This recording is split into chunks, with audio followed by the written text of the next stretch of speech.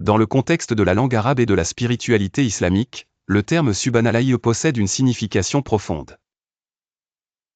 Il s'agit d'une expression qui traduit la pureté et la perfection de Dieu, dénuée de tout défaut ou imperfection. Pour en saisir la portée académique, il faut d'abord examiner l'étymologie du mot comme le font les savants musulmans. Subhana provient de la racine saba'a qui implique l'éloignement.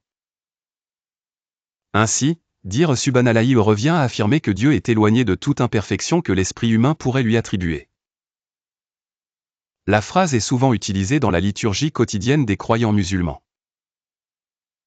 Dans une scène typique d'une maison musulmane, on observe une personne assise dans son salon, méditant sur la beauté du coucher du soleil, qui s'écrie spontanément « Subhanallah ». Ce simple mot encapsulait à la fois l'émerveillement devant le Créateur et la reconnaissance de son absolue perfection. Au fil de l'histoire, les savants ont débattu sur les occasions idéales pour utiliser cette formule. Certains insistent sur son emploi lors de l'observation d'un phénomène grandiose dans la nature, tel qu'une chaîne de montagnes ou l'immensité de l'océan. D'autres privilégient son usage lorsqu'un événement extraordinaire, positif ou inattendu, survient dans la vie quotidienne du croyant.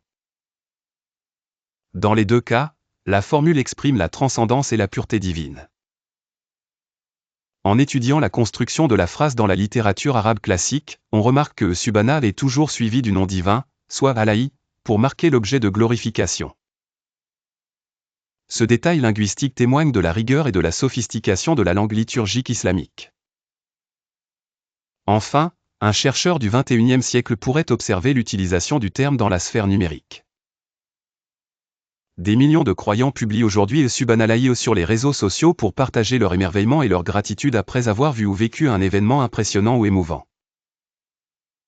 Ainsi, le mot traverse le temps et les cultures, reliant les générations dans une même aspiration à la reconnaissance du sacré. En somme, Subhanallah dépasse la simple exclamation, c'est une synthèse linguistique, culturelle et spirituelle qui relie l'intime et le collectif, la réflexion personnelle et la communauté croyante. Son usage académique continue d'être étudié, sa portée méditative reste profonde, et sa signification transcende les langues ordinaires pour toucher le cœur de celui qui contemple la perfection divine.